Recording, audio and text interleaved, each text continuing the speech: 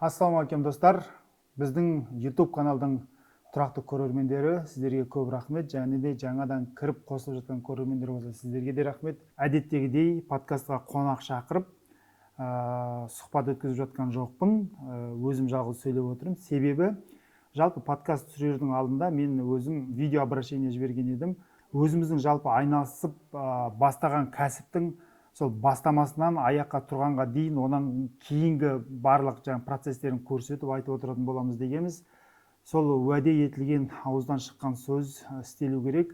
Бүгін міне бұйыртса бір жоба ретінде шығыс аспаздық асханасын ашып отырмыз.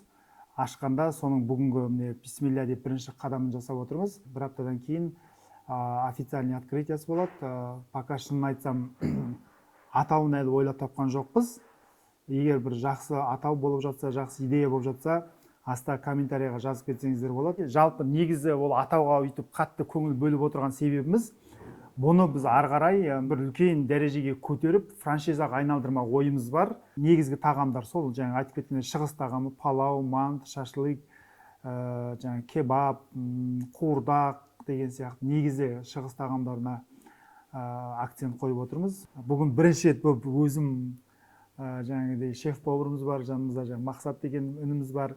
Үшеуміз бірінші рет барып орталық базарға Нұр-Сұлтан қаласының закуп жасадық, оның өзі қызық болды.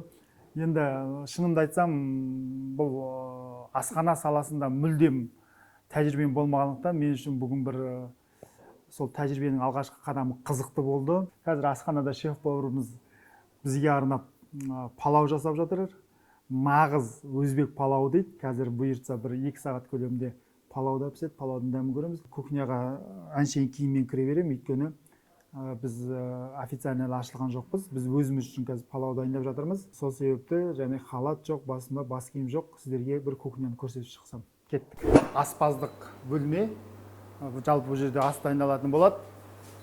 Өздеріңіз үшін міне керемет шығыстың палауын осы ошақта дайындайтын боламыз.